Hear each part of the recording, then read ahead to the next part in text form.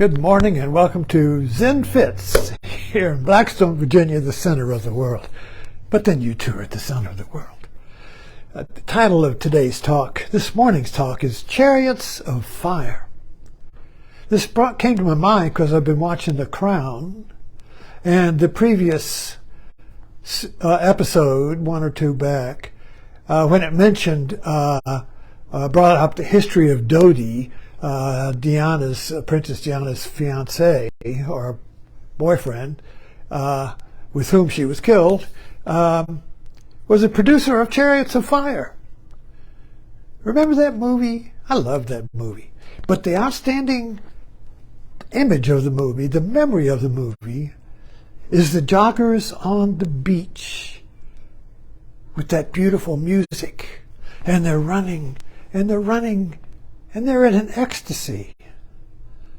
They're in a state of exhilaration, of unity. And in my study of Albert's Lowe, and he's talking about Samadhi, he said there are levels of Samadhi.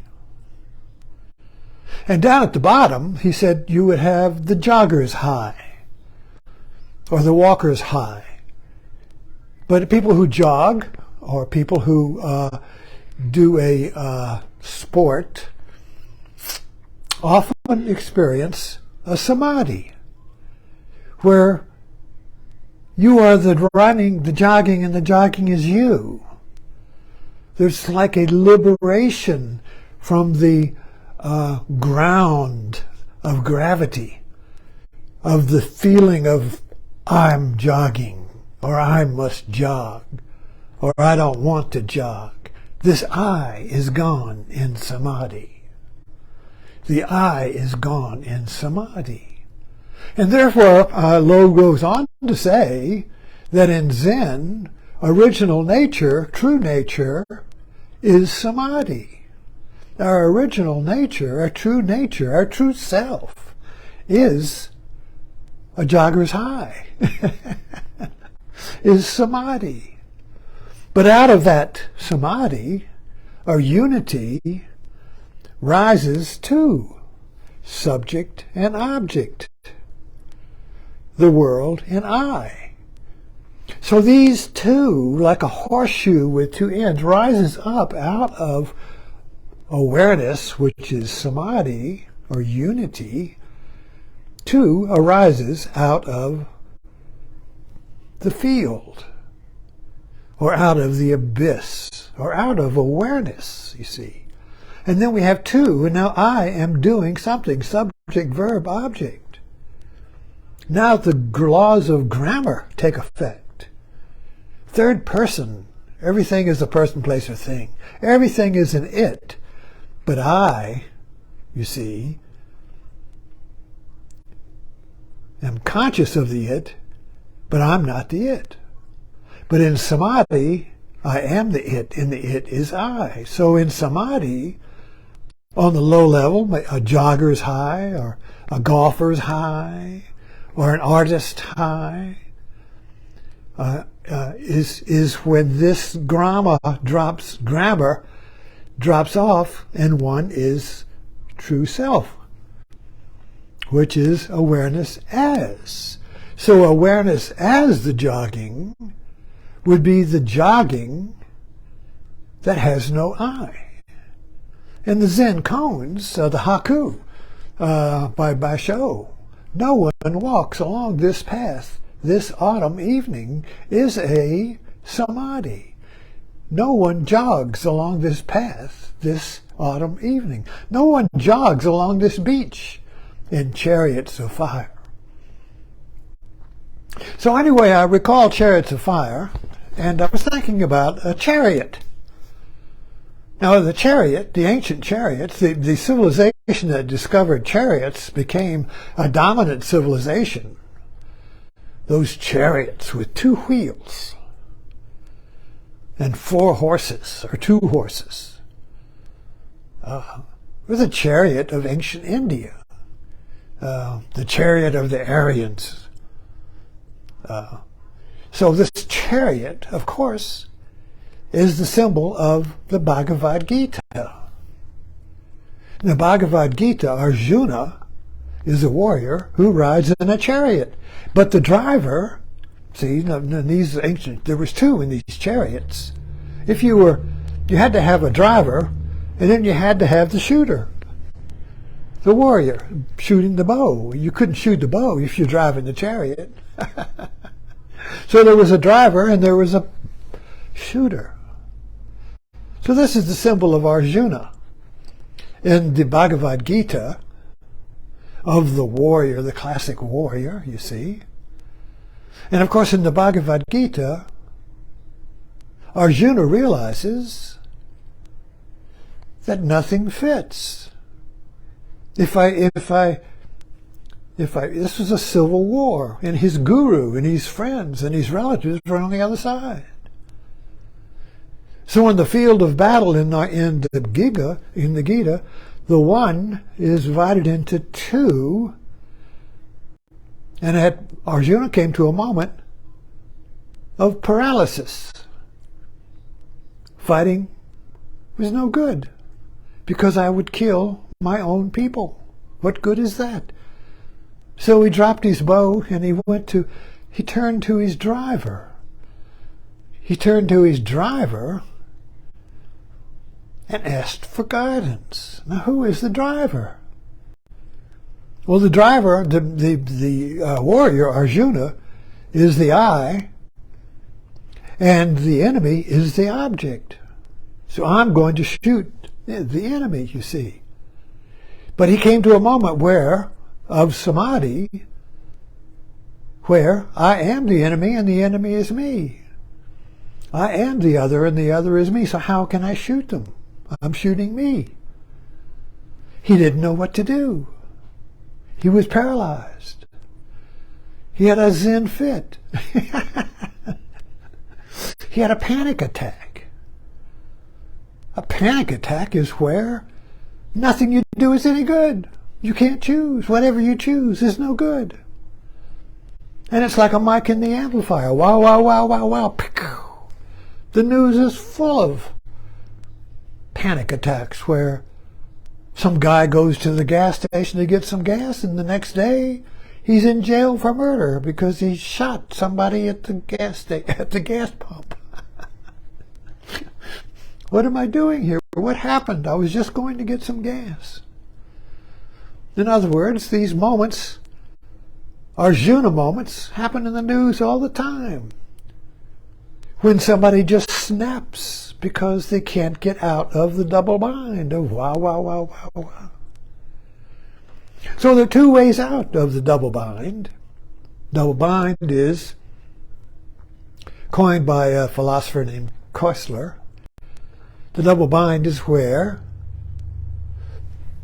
the one is divided into two, and it's ambiguous. The other is, in other words, each is the other. So you cannot choose. It's pulled apart. And you cannot choose. So no matter what you do, it's lose-lose. Trump was elected to get his followers out of this double bind where nothing you did is in. Now you're going to win. Nothing you do, everything you do will be winning, you see.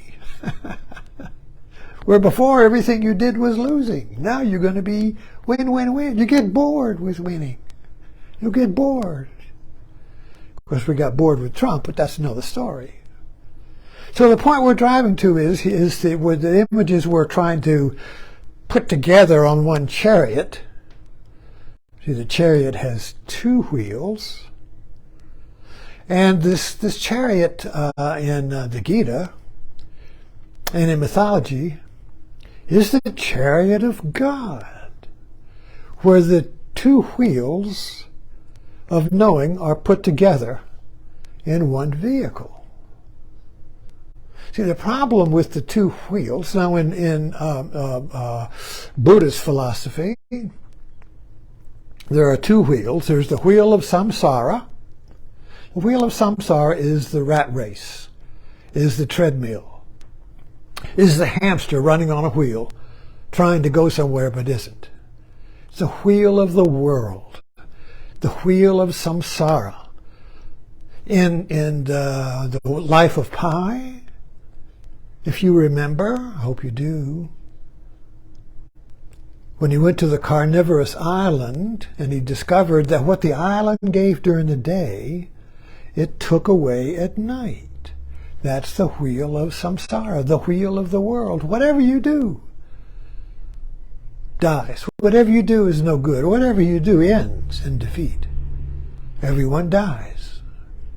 But not more than just everyone dies. It's the fact that everything you do creates its own opposite. Everything you do in the world of samsara creates its own opposite.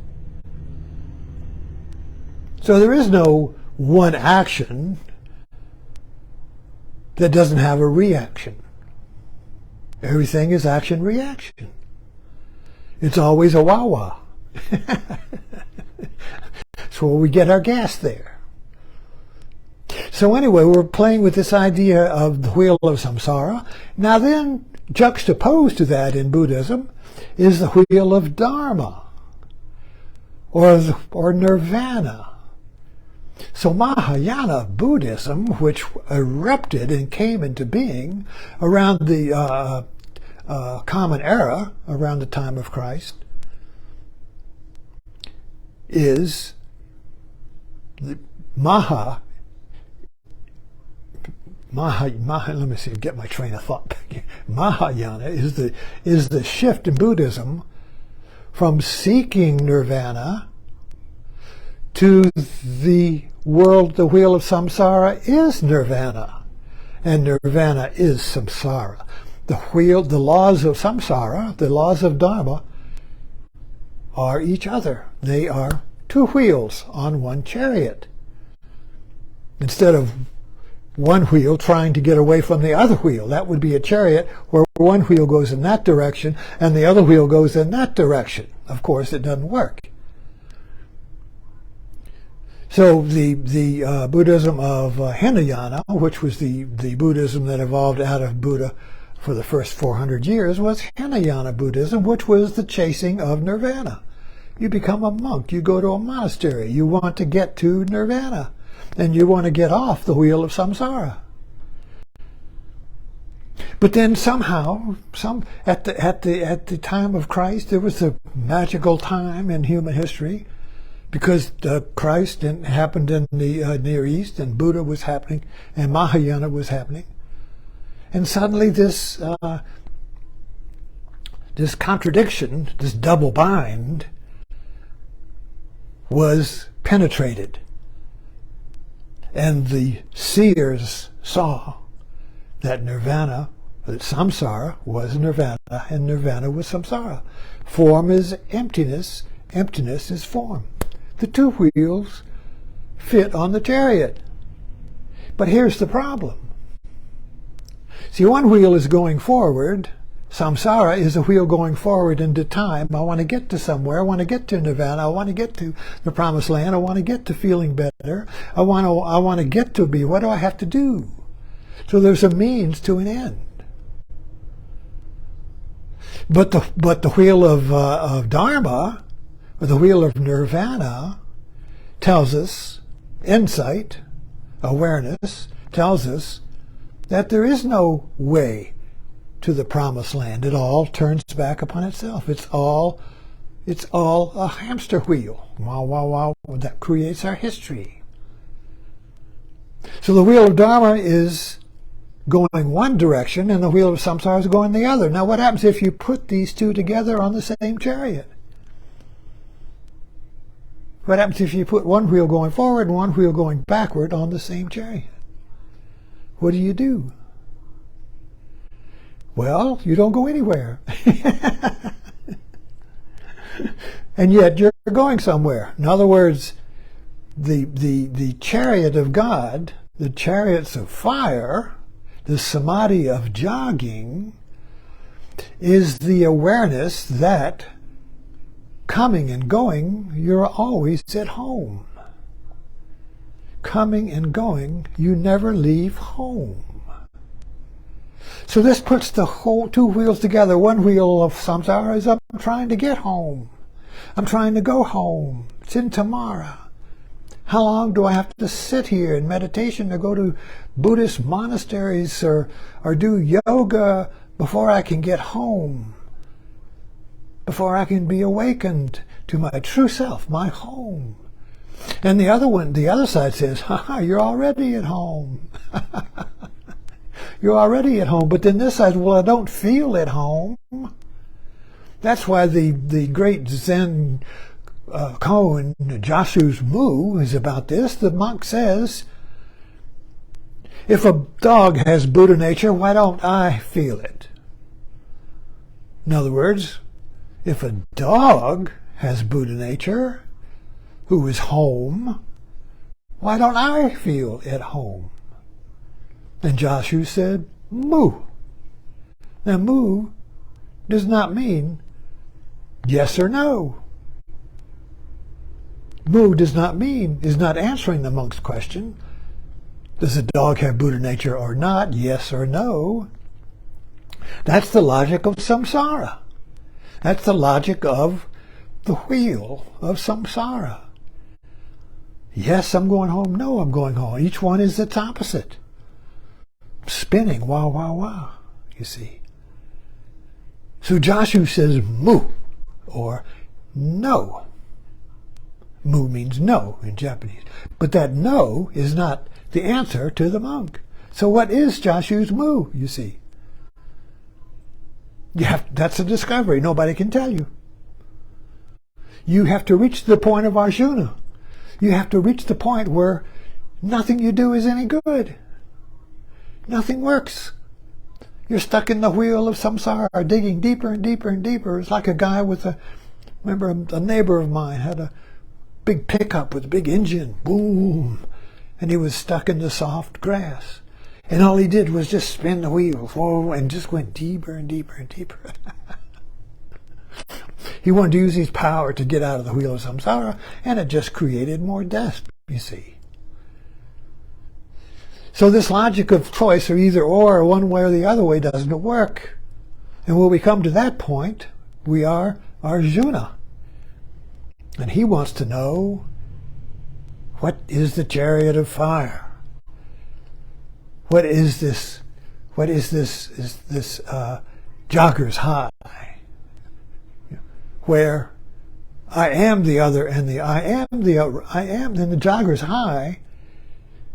You are the running, and the running is you. There is no difference between the running and you. That's the high. You're liberated from the grammar. You're liberated from the grammar of subject doing something to an object. You're liberated from the laws of samsara, which are the laws of our language. You are free, and it's a high. Coming and going. You never leave home. That's the Chariot of Fire. So I remember the Chariots of Fire, now that was brought to mind by the movie The Crown. And all I remember about it was that jogger's high, that Samadhi. The Samadhi. Thanks for dropping in.